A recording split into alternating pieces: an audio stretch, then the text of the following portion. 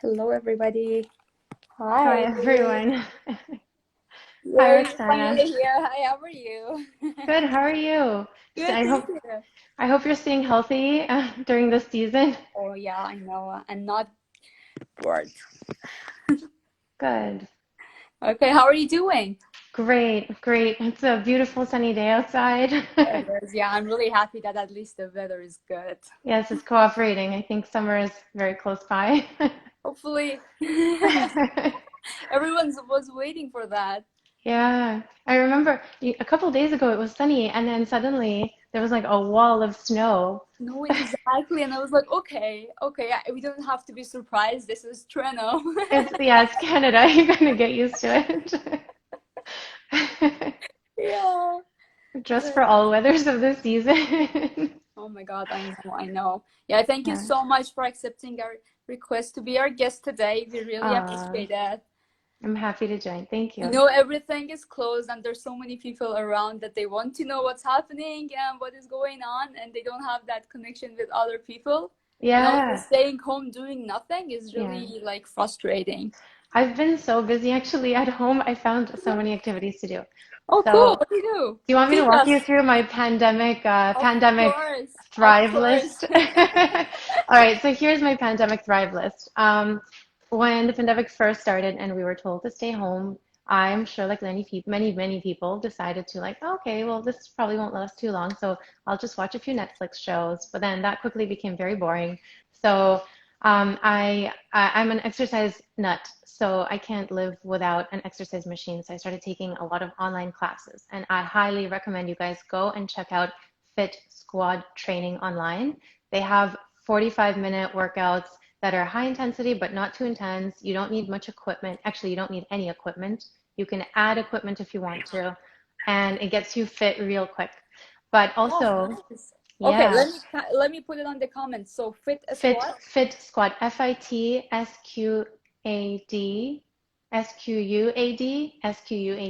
training, Fit Squad training.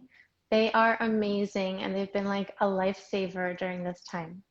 Um, And is it a website or it's the page it's on it's a Instagram? page on Instagram. At 12 o'clock, they come on every day, 12 o'clock, and they're live. And it's two trainers, and they do the exercise with you. They do stretches from start to finish, and it's high intensity training. I have to say, I lost weight on that program, so it's been great. Oh, that's awesome. hmm The other thing is, high intensity exercise isn't enough for me. I need cardio, and sitting at home is just it was difficult. So I was running up and down my hall, like around my condo, kind of like the Raptors were when they were training for their sessions while they were still Oh my assuming they'll God. come back. So then I got an elliptical from Amazon, which was, Really? Oh my yeah, God. So you're making your own gym there. I did. I put it all together myself. I'll post a video of myself putting it together. So there you go for like self-made, I don't know, woman-made Our machine. handy dentist. Very handy dentist. It took me about 2 hours to put together. It wasn't long and it's very doable. Cool. Yeah. The other thing is, I'm sure like a lot of us were, you're feeling like, okay, how am I going to maintain my manicure? How am I going to maintain my hair? How am I going to maintain my teeth? So I'll Tell me talk to you about about, it. yeah. So in terms of manicure, at first I went on Amazon and I bought a company online. I usually do dip manicure because it makes my nails stronger. I wear gloves all day, my nails become weak. So I wanted to make sure that I had something that lasted. When the pandemic started, I couldn't go to see my nail lady, so that was sad. So I ordered a system online from Amazon and I didn't like it because I accidentally mixed the final top layer with the activator layer. And when I put the brush back in the bottle, the whole bottle hardened and I couldn't Wow. even take it out. So then I did some research online and I figured out that the safest, one of the safest, there's different types of brands that you can use for dip powder, and New Genesis is probably one of the more commonly used brands that you can order online from New Genesis. And they have a starter kit that's very affordable. It's like $100. Oh, And how long they, would you have it for? oh, I think it's going to last you for like a good 6 months, if not a year. It's a good Okay. amount. Yeah. And I got the French manicure design and like I did it myself the other night. I Like actually literally. saw it on your story. Well done, Yeah. girl. I don't think I need to see a manicurist again. I can do it myself. It's very easy to do, so I highly recommend you guys, take a look, check it out. I was looking for material. I'm a health freak, so when I buy some product, I want to make sure that it's healthy to use and it's not toxic. So when it comes to these nail products, there are a lot that I looked through, and the first one that I ordered actually had toxic materials in it that I didn't know about. And that's probably why the bottle hardened on me. That's good. You Um, didn't like it in the first place anyway. yeah, yeah, but do your research. I mean, I did my research. New Genesis is one of the top products out there that's least toxic. There are products even cleaner than that. I just didn't purchase it because I'm not familiar and I haven't seen the results. Mhm. But I know that my manicurist had used New Genesis, which is why I just went directly and ordered that. And it wasn't available on Amazon for some reason. So there you go. Wow. Yeah. For hair, I mean, I do have like, I guess, streaks, or I don't know. It's not fully bleached blonde, but I have highlights and lowlights. I haven't done too much to it, but I do use a product just to keep my hair bright and light. It's a Schwartz product. It's called Brilliant Blonde. I recommend to use it occasionally. Oh, brilliant. Okay. It dries Nice. out your To hair, keep but the it removes, color and not to yeah, change that any longer. yeah, exactly. But it Okay, that's removes for the yellow. girls. Yeah, it's all for girls. It's all based on my own experience. And the other thing is on sunny days like today, because I'm in a condo and I'm on a higher floor, even though it's cold out, it might be a little bit cold out. The temperature, like I don't feel the wind as much where I am, so I try to work out outside on a sunny day because I don't really feel the wind where I am on the balcony. So if you can work out outside, get a nice, light tan, wear some sunscreen, don't get cancer. But And that's that's, actually a really good tip to exercise outside, especially now yeah, that everybody's a stay home. we're It's all really good to inside. have some fresh air. Not only that, we need vitamin D. We're all inside. We're vitamin deficient, and vitamin D has a horrible effect on your mental health and your physical health, and it's really important in a lot of your organ functions. So really important that you have either a supplement or get out on the sunshine somehow. Okay. In terms of dental care, of course, brushing and flossing. I think I've been flossing more than ever before. I have so much time. I have no excuse. Every time I eat something, I'm like, do I have something in my teeth? Let me check. And floss. Let me floss it. But also, I have this little tool because flossing was not natural to me. I never used to floss, even when I started dental school and Oh, really? no, we started the perio program and they were talking about flossing. I'm like, okay, I got it. I have to learn it, but I'm like, why do I have to floss? Like, what is this? I never used to floss before it. I know it's Oh my terrible to God. hear, but so what I'm saying is it's a hard habit to establish if you didn't start as a kid. And I got this little tool from Kickstarter when there was this company that was coming up at first, and they hadn't established themselves, and they showed up on Kickstarter. So I funded them. It's called Floss Time. It's like a little tool that you put on your mirror, and you press a button, and it dispenses floss, and it has a Oh, timer. cool. Yeah, it's almost like an Apple device. It dispenses floss, has a timer on it. So if you didn't floss in like within 12 hours, within one day, it'll have like a frowning face, like it'll frown on you and it'll turn red. So it guilts you into flossing. And if you did floss, it'll like give you a blue smile and Oh, it'll that's a smile. really It's a brilliant ring. idea to start on the startup with. Yeah, and there are That's little really cool. attachments for kids, like little frogs or like Yeah, crabs or exactly. fish. Yeah. Yeah, really cool. I highly recommend you guys check it out. Floss Time. I'm not an investor. I funded them at the very start as Kickstarter, and I've loved their product ever since. I still have it with me. Maybe Oh, I'll that's show it really to you. nice. Yeah, because there are many people who think that only Why don't brushing I? is enough. I want to take you to my bathroom and show you. Okay, yeah, that's gonna be cool. Why not? I love this product. It's like a lifesaver for me. Um, Here, let me see if I can bring internet. There it is. Oh my God, That's floss it's time. So you cute. press the button and it dispenses floss. Oh my God, look at this. Okay, I'm happy that it's a smiling name. Yeah, right? Now I just have to take it off and floss. All right, so that's my little spiel for this morning. Let's Oh, get into that's some cool. questions. Yes, so we have a bunch of questions that other students sent us. And okay, so I printed out, this is the list that I'm going to Okay. go through to ask you all the questions. However, Yeah. I divided it into different categories. So from Yeah. when you were in undergrad, and then talking about your GPA, extracurricular activities, and then to DAT, and then interview, and then working as a dentist. Okay. Considering that you are for now are the only dentist that we are going to have a live session with, so I Okay. want to take advantage of this opportunity and start from the very bottom. So if we're running out of time, we're not missing on answering those kind of questions that we cannot answer from any other person now. Okay. So let's just start from current moment, your current life, and then go a little bit back and back. Backwards? Okay, so you Yeah, want to start backwards. backwards. Okay. Do you want to ask me a specific question about it, or do you want me to just go? Okay, I'll start from reading the first question. So somebody Okay. asked us, is it a good idea to specialize after finishing dental school? Okay, so that's a great question. I think that by the time you finish dental school, you kind of know what areas you like and which areas you don't like. And there will definitely be areas that you do and do not like in dentistry, believe me. Making dentures was not my favorite part of dental school, although it was a very very calming and enjoyable part, but it was a very time consuming part.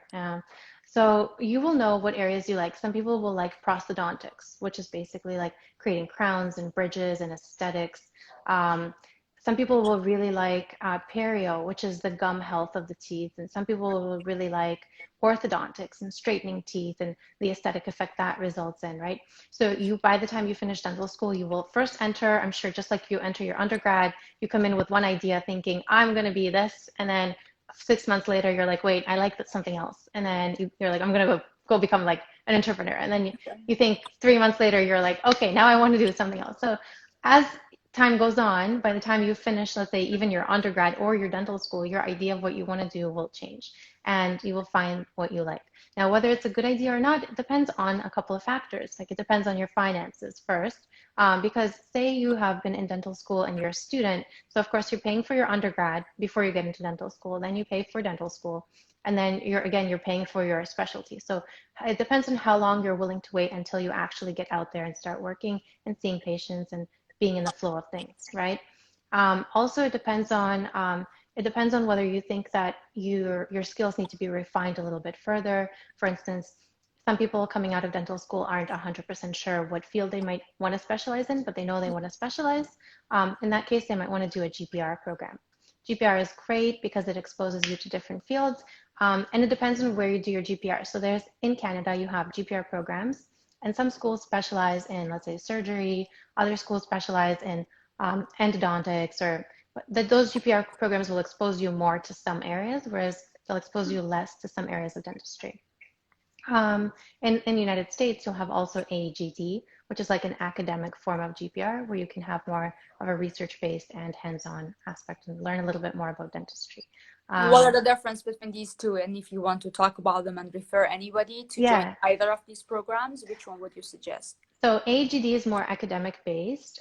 So I would, if I was myself, I would want to do an AGD myself because it would give you a little bit more of the subcontext, kind of like the Mm-hmm. information for the program, but also it'll give you more also hands-on experience. A GPR will throw you right into the program and you will be working in a hospital most of the time. You'll be working in a Okay. hospital and you will be exposed to more, some of the more difficult cases in dentistry, but they don't necessarily translate to the kind of cases and patients that you would see in the general population. So that's the caveat. If you choose to Mm-hmm. do a GPR, which a lot of people do because they're either unsure of their skill level to get into the field, just to jump right into dentistry or out of school, or they're unsure of what specialty they want to go to and use it as a stepping stone for a specialty in dentistry, then they would go and do a GPR. I myself applied for a GPR and got in at Schulich, and then a month later, before even starting, I decided not to do it because it just changed my mind. And it's just a matter of what it is that you want to do long term with your goals. And I think that either way, if you jump into it and go straight into dentistry and start practicing, you'll get a lot more hands-on experience than Mm-hmm. GPR or AHD because you'll just see more patient volume. Not right now in COVID time, but you will generally see Of course. more patient volume and you'll be able to get that hands-on experience. And then that will give you the tools needed to make the decision like, do I specialize? I think it'll speed things up for you more. But the Mhm. benefit of the AHD and GPR programs is you've got the exposure um, to specialists in the field who will be able to guide you and nurture you a little bit more closely, one-on-one, and like building a very specific skill set if you're definite on specializing. I hope that Cool. answers your question. Yeah, cool. And would you suggest that to people when they're done with dental school and they're planning to specialize? So is it a good year to spend on these programs? So does it dramatically strengthen their application for the I think it does. I think it does. So if oh, you're that's definitely gung ho on specializing, then yes, you might want to take the route of AHD or GPR. Mhm. Yeah. Thank you. Hmm. Okay, and what does your day-to-day work life looks like? Okay, so my No, it's day-to-day really work. different for people. Like we're still in school and don't know what's happening, and we were Yeah. always studying, and it's really cool to know what happens after. Yeah. So dentistry gives you a wide variety of things. So you basically, you're independent to structure your schedule the way you want it to look like. You can be as gung-ho to work as you want to. So you can be as busy as 7 days a week if you want to, working on patients, or you can be as relaxed as working 2 to 3 days a week. If it gives you that variety and that control over your schedule to make it what you want it to be. When it comes to me, I work approximately, like I take every Wednesday off and I take every other Friday and Saturday off, usually in my schedule. And Wednesdays I use for continuing education courses to fine tune and refine my skills. So continuing education courses are mandatory, but not to the extent that I take them. So there's a limit, like a minimum amount of courses that you might want to take in order to meet the requirement for RCDSO to keep your Hmm. license Yeah. going, right? And you want to take those courses just to stay up to date with the new technology and the new ways of doing things in dentistry because it's a constantly fluid and evolving field. So you have to stay up to date. Um, the other days, I spend, let's say every day I spend exercising in the morning, then I go to work, then I work, then I come home and, just relax a little bit. But on the days that I have a full day off, like Friday, Saturday, some people work Saturdays and Sundays. There are some clinics that are actually open on those days. So I take those days off to relax. Also, I work on those days on continuing education courses, but I also make it mini spa day for myself. So I'll go to the gym, go to the sauna, relax, do a facial, like my own facial, nothing fancy. But yeah, that's what I do basically. I make sure that I have a balanced lifestyle, so I'm not working so hard that I'm burning out and I'm not working so hard that I'm losing interest in the field because dentistry can be very tiring as well. Okay. Yeah. And usually, in terms of hours, I work from approximately 9 or 10 to 7:30 or 8 in the evening. So it could be long days. The long Yeah. day. Yeah. Yeah. That's really good. You have to really start managing every thing in your life, especially the physical activity, because I know like Yes. it's really tiring working 5 days a week. So physical activity is so important. I can't stress that enough, even where in any stage of your life, because if even in dentistry, if you're not physically active and you're not fit, you're bending over a lot, you're hunching over a lot, your neck and back can start to have problems and a lot of pains, and you don't want to start having those early. So having a strong core, having a strong back are really important. Having strong, steady hands are really important. So that's why I really like the elliptical because it works everything at the same Everything. time. Exactly. Yeah, Yeah.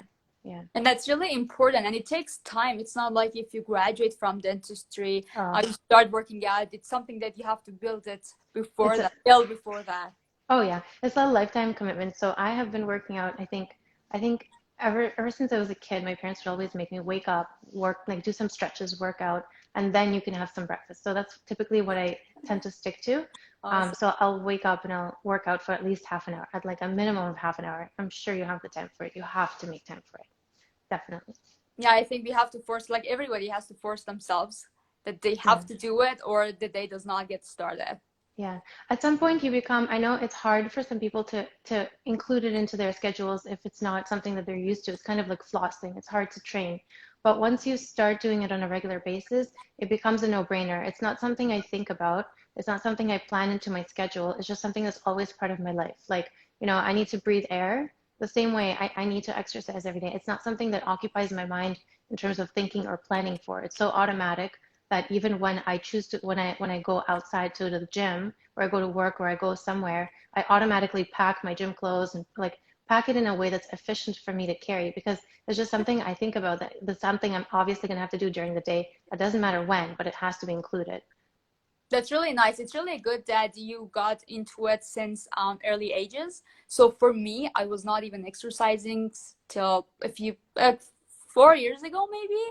And Yeah, then I started pushing myself. I was doing kinesiology, and I was like, okay, so you have to be ashamed of your major, and you have to start exercising regularly. yeah, And so for the other people who do not see exercising as a regular activity for like on daily basis, it yeah, was hard for me. It was really hard pushing myself and going to the gym, and I was bringing up different ideas that, okay, so I have this is more important, so it's not a priority, so let's not go to the gym for today. And I yeah, know it's really hard. It took me about a few months to just change that mentality so that I'm not fooling myself anymore. And I yeah, tried to place it as a must do thing in a daily basis, so that yeah, I pushed myself for about a month.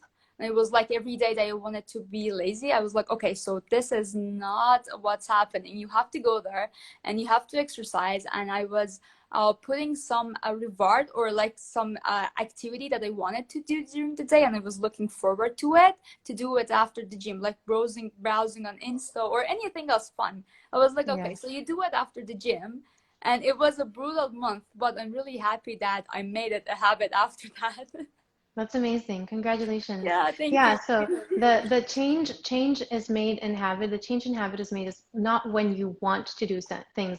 It's when you don't really feel like doing it, but you do it anyway. That's the difference between somebody who's an elite at doing something or someone who's just average. And you don't want to be just average. You have to make sure that you're healthy. You're not doing it for somebody else, you're doing it for you, Exactly, right? exactly.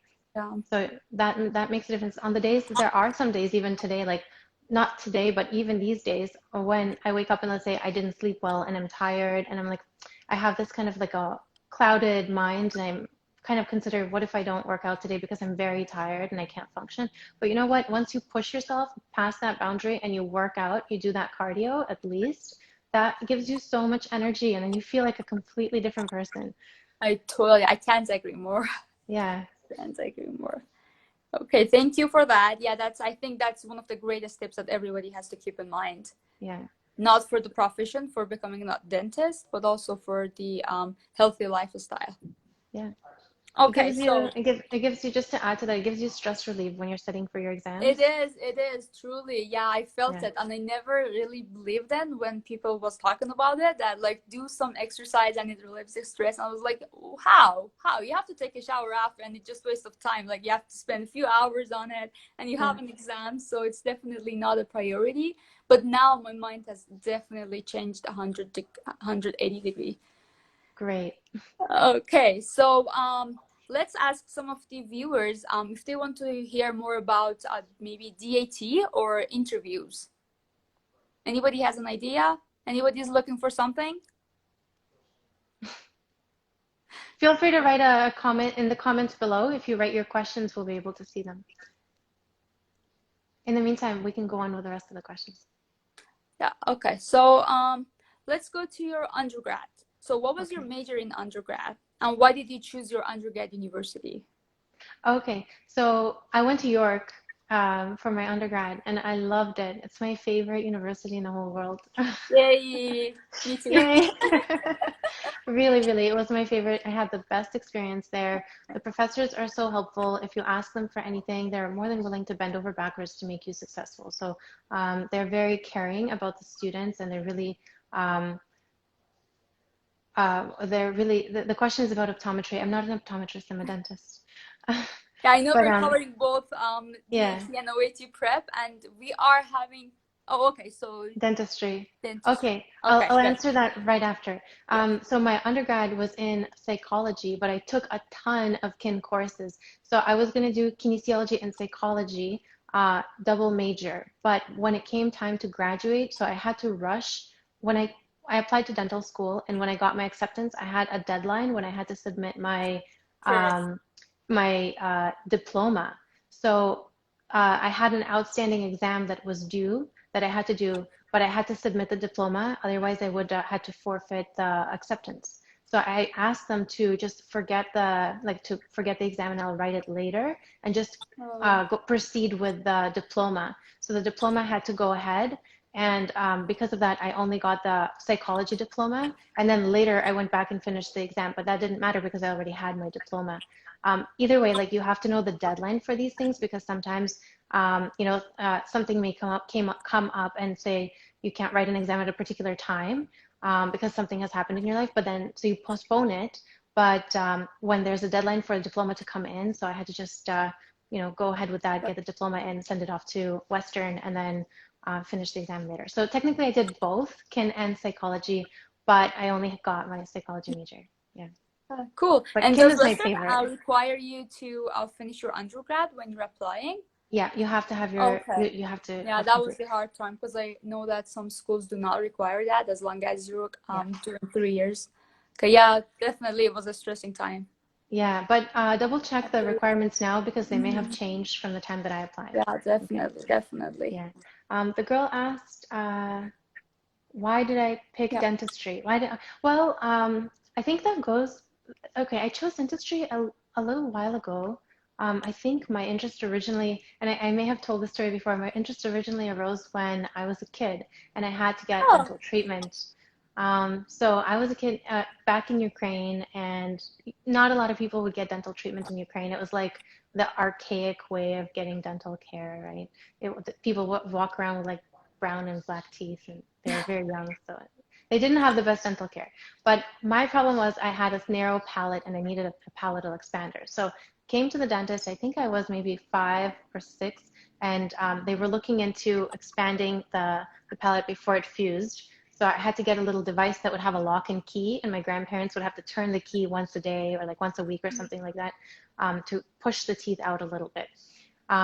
And they had to take an impression. I'm sure many of you have had impressions before, right? It's like that gooey stuff that they put into a plastic and then they put it in your mouth. yeah. So they did that, but they overloaded, like they put too much material, and I threw up all over the dentist. And that was my first dental experience. Very positive So impression.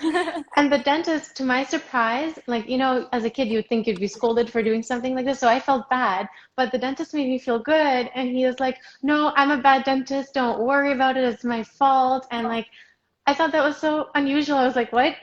What do you mean you're a bad dentist? Why am I coming to you then? So he made me laugh, and it was just such a good experience because Oh. he kind of like changed my train of thought. I was like, what do you mean you're a bad dentist? How is it your fault? So ever since that kind of imprinted an image in my mind, and I'm sure that's probably what pushed me Definitely, to. yeah, that's an image you never forget. Yeah. I was like, if you're a bad dentist, why am I coming to you? So now I think you have to send the dentist an email and say that, okay, so that made me to become a dentist. Yeah. So that was nice. Yeah. Oh, that was really nice and And interesting story. and like I know by doing unique. that, It was unique. I'm pretty sure yeah. I never heard it from anybody else. And by doing that, I think he stopped me from like crying or worrying. He just made me like confused and made me laugh at him. So Lovely. it's very good patient management skills. Okay, Yeah. thank you for that. Let's move on to the next question. What are the 3 things you wish you knew during your undergraduate and before you started dentistry? Okay. Things I wish I knew. Well, things I wish I knew before I started dentistry. I wish I knew all the deadlines well so that I didn't have any delays like that way I could have gotten both of my majors on my diploma. I wish I knew, let's see. I wish I knew that I didn't have to study so hard. I wouldn't have studied so hard. Oh, really? How would Yeah. you elaborate on it? So, aiming So, for A plus is not as important? I mean, in York University, our A's and A pluses are on a 9-point scale that are trans transferred to a 4.0 scale, right? So, in that way, when the transfer is made, when they like recalculate it, it's in your favor. So it actually boosts your score a little. Like if you're even an A or an A, if you're an A, it's still considered higher. Whereas people on a 4.0 scale, it's a little like it's a very, very precise. So it doesn't give you as much leeway. in transferring that score. And also, that's why I wouldn't have studied so hard and pushed myself so hard. Um,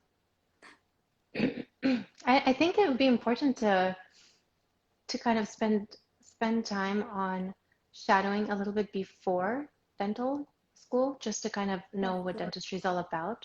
I shadowed a little bit, not a lot, so I would have shadowed more, and possibly even considered working part-time at a dental office, just to kind of know what I'm like the clinical side before starting dental school, just to be a little bit more in the flow of like the terminology and all of that. That would have been great. Awesome.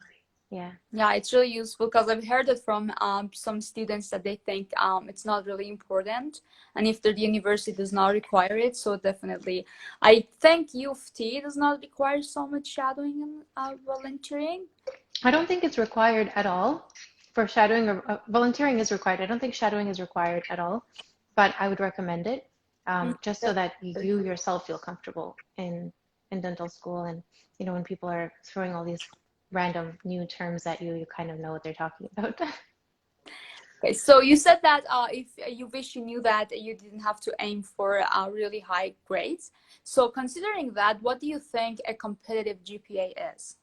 So a competitive GPA is really determined by the group of people that are applying in your year, right? Because Yeah, it's, it's cool. it varies from school to school and year to year depending on who the applicants are. The reason I say I wish I didn't study so hard is because there have been times where I had pushed myself so hard to try to do extremely well, where I didn't sleep enough or I was really stressed out, and I just Mhm. don't think that stress. And what I'm saying is do study hard, do get those good grades, but Yeah. don't stress yourself out so much over it that it has a negative impact on your health. Yeah, So exactly. like, Don't forget your yeah, mental, physical because health. sometimes we do that because we're trying so hard and we're pushing ourselves so hard, but that the cost on your health is not worth it. That stress is not worth it.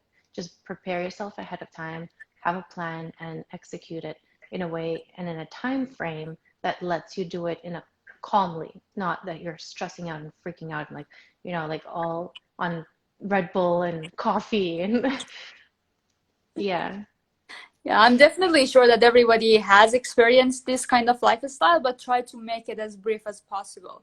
Like I yeah, know our final month are really like brutal. It's yeah. fine to some extent, but still, like, please take care of your health. Yeah, definitely. Take care of your health.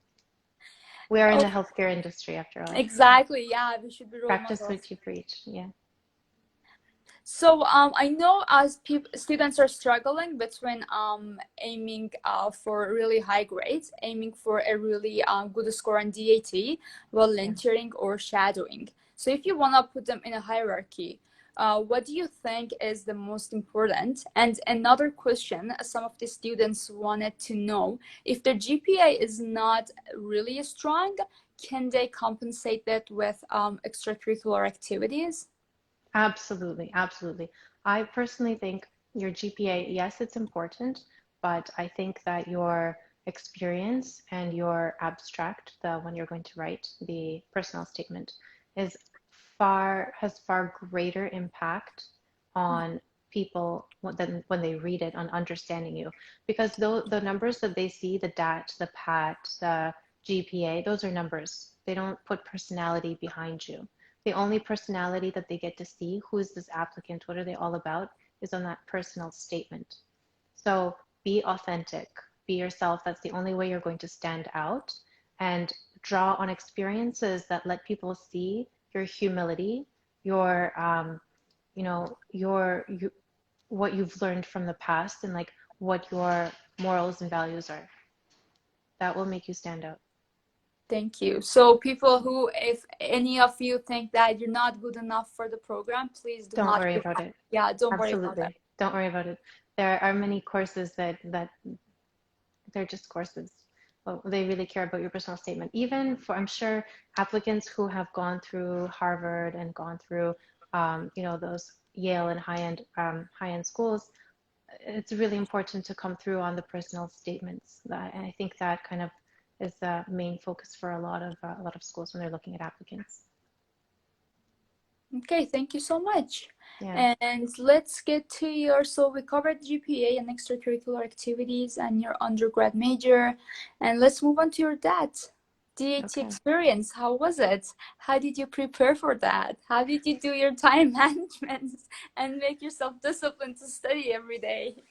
Well, that's a great question. So DAT time management, your DAT exam, you have to know that it's going to be early in the morning. If you're applying for the Canadian DAT, you don't have the pleasure of scheduling it for yourself, Yeah. whereas the American DAT, you have the luxury of scheduling it yourself for the day that you want it, the time that you want it, etc. So know the time that it's going to be at. It's early in the morning. Know how long it's going to take you to get there using public transport or Uber. Know how you're going to get there. Know so calculating all those things, putting it all together, how long the test itself is, what you want to do to prepare is basically you want to start with figuring out what time you would have to wake up for the actual exam in order to be there on time, and then what time the exam would be starting. I think it's 7 a.m. or something like that. So in my case, I had to wake up around, I think, 5 to leave by 6:30 to take TTC and get there by 7. So that's how I started practicing. So I would start practicing by waking up at 5 or whatever time I had to 5:30. And then my morning routine for things to go smoothly, I had to have half an hour of stretches and exercises. And then I would sit down because that's how my day always starts. If I don't exercise, my day hasn't started. And then I would have like a cup of coffee. I would close the room, make sure it's quiet. I'd put in earplugs and I would close all the windows, very emo. And I would start the test the exact way that it would be distributed. So I signed up for an online program called Crack That Pat, and it was a software program that you download. And it's timed for you. You do a full exam and start to finish. So first I would start with a carving section. So I had a lot of soap and carving material, and I would do that for the length, I think it's half an hour or something like that.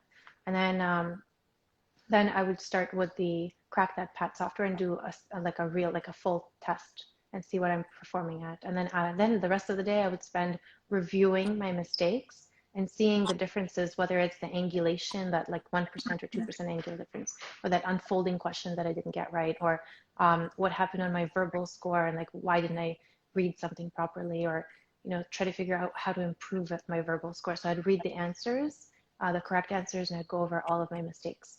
And that would probably take me double the time. That would literally take me an entire day It's to do that. definitely, And you definitely. you have Yeah. to put the time into it. You have to put the time into it. So what I did was I did have a full course load at that time, but I spent a good length of time just ignoring my courses and focusing on the DAT. I could do that at that time because I didn't have any exams coming up right away. I don't recommend doing that. I recommend that you guys find maybe the weekend and just do it over the weekend. But for an entire month, I just basically did that back to back, and I ignored my courses. And I wouldn't say that I ignored all of my courses, but some of them, because I had the leeway of having some assignments that I could submit online, which were fairly simple and straightforward. The other ones that had exams, but they were 2 months away. So the way things were scheduled, I had the time where if I would prepare, just focus on the DAT, I could do that, and then spend the rest of the month like catching up like crazy for the exams. Yeah, You definitely. could also make a lighter course load for yourself and just take 3 courses instead, and do more courses over the summer just to meet that requirement, like meet all your annual course requirements, right? Yeah, definitely, definitely. So that's what I did. And I was very routine. So I would wake up in the morning at 5:30, do my exercise, start with a carving section, then do the full test and review all my mistakes. And I would continuously do that until I got the scores that I saw the improvement and got the scores that I needed. And I would study why I got something wrong, or like, why is this angle bigger? And how do I determine that? Also, I wear glasses, so for fine angles, like I wear a very small prescription glass. I have very small prescription, but because some of the angle differences are so precise, I went and got an optometrist test done and updated my glasses to make sure that my glasses are I can see clearly, but there's no like deviation. Like it hasn't my eyesight hasn't changed at all since my previous prescription, just in case my glasses were the reason behind it. So that's something to keep in mind as well for people who, That's a really good tip. Yeah, everybody make yeah. your appointments with your optometrist. Yeah, yeah, I made sure. I made Yeah. like I you have to actually make sure never your thought glasses are up to about date. that, that the small things, small details would make Those angles a are difference. very hard to see sometimes, and if you have even like the slightest astigmatism or you have like a slightest prescription, it can be very difficult. So you want to make sure that That's your for sure. prescription's up to date. Yeah. Um, what else? Folding, unfolding questions. I just practice them in my mind. You know, I spent time on it. Um, what else? What else is there? The verbal reasoning. Yeah, Mm-hmm. verbal reasoning, like I said, just you have to read the beginning and the end of the paragraph, try to get the most important information out of it. And in answering those questions, I know some people had questions like, there's a time limit on the DAT. How do I get through it, right? You're under stress, you're under pressure, and you're nervous, and all of that impacts your ability to absorb information and answer questions. Exactly. So first, I'll talk to the fact of stress management. You need to make sure that the night you have to get enough sleep. The night before, like every night, you have to train yourself to sleep. And this sounds silly, but it makes a huge difference. If you don't get enough sleep, you won't be able to think clearly, and you Yeah. will make a lot of simple mistakes. So the night before, you have to make sure, you know, like meditate. I used to take an Epsom salt bath to relax. I would go to sleep with earplugs in because I don't want to hear any noise to wake me up. And you know, make sure that I get fully rested. You're still going to arrive to the exam and you're still going to be nervous. It's just natural. Everybody is. So have a Kit Kat bar, a chocolate bar. I know Okay. chocolate before every exam. But so have like a chocolate to boost your, you know, to boost your thought process, and at the same time drink lots of water. Water Yeah. helps you think Simple sugar clearly. and water is a must to take with you at the time. Yeah. Yeah. So that's what I would recommend. Now, when it comes to time limit, the time limit, you have to be fast. If there's something you don't understand right away, don't go back and read it twice. Just circle it and move on.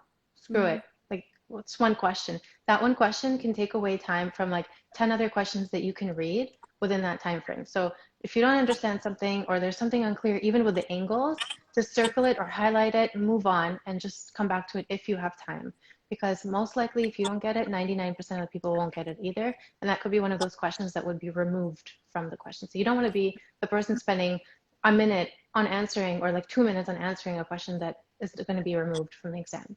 Okay, so use your time wisely, and that's the system that'll help you get through and answer all the DAT and answer all of the questions, verbal reasoning, PAT, angles, whatever it is, quickly and timely. Okay. So just don't get hung up on those questions. Okay, and carving, I know not all the schools have it, but Yeah. some students wanted to know how did you practice for that? So I did the carving section for two reasons. The school I was applying to didn't need it, but the reason I did it was for the three-dimensional, like for practice, because I feel like by actually carving something and looking at the image and then transferring it to the soap will help me kind of see that three-dimensional space and get my mind into Yeah. the exam zone. I think is the carving section the first section of the exam. So if you do choose to do it, you're starting earlier, I think, and you're already going to be at the site earlier. Correct me if I'm wrong, but I think either way, you're benefiting from practicing that section. It helps you see things in three-dimensional space. And was it a hard thing to do to prepare for the I exam? think I think at first, when you first try something new, it's challenging, and Mm-hmm. then it looks really crooked and weird, and you're like, how do they do this? But then you figure out all the little tricks and tips that they have for carving things nice and straight, and then you figure out like how to measure it. And measuring it was hard because the marker you're using is thick, right? So you have to know like, are you measuring from the top edge or the bottom edge of the marker or the middle of the marker? Like you have to know where, because the ruler they give you, it has very fine lines, and the marker is so thick. So you have to figure out like Where to where's the go? measurement coming from? Because if you're slightly off and at one point you're measuring from the top of the marker, and at another point you're measuring from the bottom of the marker, you're literally like at least half a millimeter off. So you have to be very precise with that, with those measurements. Okay, and the resources that you used, what resources do you suggest the students to use for DAT? So I used Crack That Pat Was it software. the only thing you used? I relied on that heavily, but I also I had a background in chemistry and biology in my undergrad, right? So I already had taken those courses. Mm-hmm. So learning that material was not new. It was more of a review. So I highly recommend you get your priorities that out. Get that. Hi, Ara. Nice to see you. It's one of my friends. Um, so get that done first. You want to make sure that your prerequisites are done so that when you're studying for the crack that pat, all of that is review. You can't really prepare for the carving section in any other way unless you're naturally you take a carving class or something like that. Um, and you can't really prepare for the angles and three-dimensional space questions either beforehand because there's no particular course for that. If you're at York, though, there is a motor learning course that I highly recommend, and that was really helpful for me too, because there's a part of the lab where you're doing drawings and that you're doing it against a mirror. So kind of, Oh yeah, I have you remember taken that that. one? Yeah, with Dr. Yeah, Mosher. yeah. So that was a good course. I Okay, so recommend. Kin 2049, I guess. Yeah, Yeah. yeah, Okay, so yeah. So that everybody, was yeah, anybody who's going to York, yeah, take that course if you're not in Kin already. yeah. Kid 2049. That motor learning course was a really good course for just even Okay. seeing angles and like learning how to do that. Crack that pat. It's a software program. You can look it online. Look it up online. It is a program that you download onto your computer, and they have questions and online tests that basically you do it online on your computer. I know that that is currently being done on paper, but it prepares really well. And have you written the US data as well? If you can elaborate a little bit on your experience of writing that down, that would be nice. I didn't, I signed up for it, but I didn't write the US stat. So what I did for US, because I did practice in the States, while undergoing dental school, I did my boards for American school as well. So I did my part one, two, and three. And then when I went to US, I also did call, let me on Okay. silent so I don't get any calls. Um,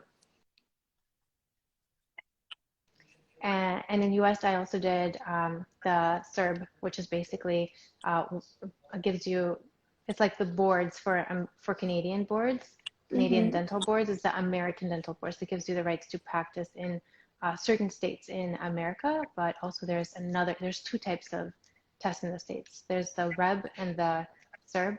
The REB is for some states, the CERB is for the other states. So Oh yeah, again, they're dividing incorporate. into West and East, and you have Yeah. to do different tests for them. Okay, thank you so much. And let's move on to interviews so that we Okay. can touch on it before we go. So any interview tip for students? I recommend practicing interview questions. I made a huge document that I will eventually put together and distribute to you guys so that you can practice when it's time. I think interviews have just passed for a lot of the students, right? Um, yeah. Yes, So yes. for the next season, I will have a program and a document for you guys ready for questions and answers. I did practice a lot. So I practiced in front of a camera I had on my computer. I'd videotape myself and see how I answered on camera. So but sometimes you don't know what you come off as or what you look like. So I would practice answering questions in front of a camera. Um, I also did a lot of like simulation sessions with friends where I would have them ask me questions and I would answer them just on the spot as if it was an exam, as if it was an interview. During the interview, also make sure you drink lots of water because you might be nervous. But Yeah, also that's before, definitely, yeah. but And before how the do interview, you leave a good impression in the first few minutes? Because I know it's really important if you are showing yourself as a confident individual or being yeah, stressed out, and you are stressed out, like everybody is stressed out. So how yeah, do you control that moment when you step into the room and you see your oh boy, interviewer and yeah, yeah, you yeah. know the So rest. when you first come into the interview, so I know this year the interviews were online, so you were from the comfort of your home because of COVID-19. Lucky you. Yep. But most of the time, and in the future, I'm sure that they're still going to have you come in. So when you do come in, you enter and you meet some of the current students, and they put you into a hall where you're sitting with all the other interviewees. You're all going to be sitting there stressed out, nervous, sweating. So make sure you like bring a water bottle, drink some water. They usually have refreshments there too, to calm down. And then what you should do is go to the bathroom and do some power poses in front of a mirror to help you gain that confidence. When you step back in, they're going to call your name. You're all going to go in a file and see whatever, you're going to stand in front of whatever room until they call your number. So you come into the room, you're nervous, you're stressing out, your heart is beating, you're not breathing. You really aren't breathing because you're Yeah. so nervous. At the same time, So you have to show yourself really confident and relaxed. yeah, so you walk in, you sit down, and you are like shaking. So what you do is you take a deep breath, at least once or twice. Remember to breathe. Drink some water, put a big smile on, and just wait for them to ask the question. You know what? If you put a smile on, it's going to release so much endorphins and it'll make you feel more comfortable after you take that deep Exactly. breath that you'll be able to think a little clearly. When they first asked me my first question, it was, it was a very personal question, but also my answer was a little inappropriate, because of the situation that like the situation that I was going to be discussing. And maybe I'll share that with you one day, but it's a true story. Um, Okay. So they ask you the first question, and you're nervous. So you have to think about what story am I going to tell them? Like which one of the practiced, sequences, and how do I? There's a sequence of answering, so you have to stick to that. Um, so you ask them for a minute to like, can I have a minute to respond? Is it okay if I have a moment to respond? Take a deep breath, have some water, look away, think, and then when you're ready, put a big smile on and just start. Once you start talking about what happened and like how you consider the situation, how it impacted people, you're back in the zone. You're back to being yourself. Okay? And let Exactly. that shine through because they need to see who you are.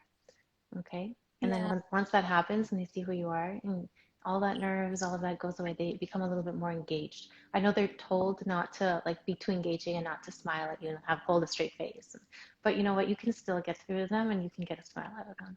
And that really matters because I know everybody's stressed out, and there Yeah, are some questions that they specifically ask you to freeze you to see like how you respond in a really yeah, like the worst situation. And the yes, worst thing to do is to think about that. Think to yourself that you cannot do it and you don't have any answer prepared yeah, for this. And what should I do now? Like I only have few seconds. How can I yeah. do it? I can't. It's done. My future's done. No, Don't do it. Just talk anything you want to talk about, but how you're managing yourself, I think that's what they want to see. They want to see how you are going through this situation without panicking. yeah. So you do have a set of answers, practice questions. That's why I said you practice a lot, and that's why I have such a long document. So I wrote down my answers, I practiced them, Yeah. um, and have like stories that you can draw upon when they throw a curveball at you, so that you can have an answer for them. And you can think of like, okay, what scenario applies to this question? And definitely never let that thought ever enter your mind that you don't know what to say. You always know what to say. Just keep your mental thoughts positive, absolutely, so that you'll be able to answer those questions. They will try to stress you out. It is part of the interview process. Especially I heard, I don't know if I'm right or wrong in saying that. Some universities I heard may be trained specifically just to stress you out to see how you handle a stressful situation. But just, stay positive and do your best. Yeah, definitely. Thank you Yeah, so much. So I think we covered almost everything, and I know that yeah, the live ends in an hour, it and does. we do Yeah, have a few minutes left. Okay, so to make it really a bit different, I know that we were talking about all academics and stuff. So I'm yeah. gonna randomly throw words on you. Tell me the first word that comes to your mind Oh, regarding that. this fun game. Okay. Okay, so you're doing for a minute or Okay. even less. Okay, Okay. Western University, Love it. York University, Oh, love it more. Definitely a winner. Dr. Mosher, Hello Foods. Oh, oh, sports. He's always talking about sports. I know every time, yeah, every time. Yeah, But I really liked it that he was also talking about the news, the yeah, updated news and stuff. So it was really yeah. nice of him. But all his references are sports. Everything is sports related. I love that. Yeah. Psychology. Oh, I don't have anything immediate. I think book. When you say psychology, I think book. Look. Oh, pet. Angles. Organicum. I see images. So organic chem, I see a picture of a Benzene molecule. ring. Benzene ring, exactly. COVID-19. COVID, fun times. Crack that pet. Favorite program. Cool, that's nice. Okay, everybody, let's enroll, and you have to get some percentage from that. Yeah, I should probably. I'm not an investor, so there's no conflict of Oh, interest. we Here's a have, question. yeah, how How do do you you, into the actual dental field? first step was going for interviews. Lots of interviews just to see what the different dental offices are like and who operates them and who you will be working with or for, just to kind of see how they differ and how they're similar. And you'd be surprised. There are a lot of differences in how dental offices operate and who operates them, and what they look like, and what the vision and principle behind them is. So once I graduated, I spent, I think, a good month or month and a half going just traveling all the way across, like different areas, from remote areas to GTA to London to like Sudbury, even Kingston, just to see what all the offices were like and just do the interviews with the people and see what they're all about. Kind of that's what I did. I learned kind of what different regions are about and what different regions look like, because I spent so much time at home studying. I actually didn't know what the world looked like outside, and I had no idea what the differences in the offices were. So I learned a lot just from doing a lot of interviews. Okay, thank you, Christine, for your question, and thank you, Julia, for the answer. Yeah, I Oh, know you're welcome. she asked us earlier, but we're running out of time, and I couldn't ask you that question. So thank you for Yeah, bringing it out the last minute. yes. Okay, do you have your own practice now? Right now I'm an associate. I'm practicing well, I'm not practicing, I'm sitting at home. So all the practices are closed. Yeah. Okay, thank you so much for being our guest today. Thank I you so really much. enjoyed that. Hope everybody, I'm pretty sure that everybody else really enjoyed it too. And hope everybody stays safe, and hope everybody is using their time really in a good way, and they are doing things that they always wanted to do and never had time Yeah. for that. Make sure you floss a lot. Take care of your teeth. You can have all the, Nutella and all the chocolate chips and whatever you want, but make sure you brush and floss about 30 to 40 minutes after and keep your teeth healthy, okay? But definitely engage in like healthy behaviors. This is an opportunity. Definitely. This is an opportunity for you guys to become healthier, more educated, and more informed in your fields and the fields that you want to become and go into. So I know you're still studying and still taking courses, but use the time wisely, invest in yourself, in your health, and come out of COVID-19 much better and stronger than you came into it with. So I want everybody coming out of it much healthier, much stronger, much more informed, much more educated. There are no excuses, Definitely. okay? Okay, awesome. Yeah. Thank you so much. Have a great day. Take care. Thank you. And we're gonna Bye. save this for another 24 hours on the page. You can watch it anytime you want. Okay. Bye, Okay, guys. thank you. Thank Take you. care. Bye Bye. bye. Take care. Bye, everybody. Thank you for joining us.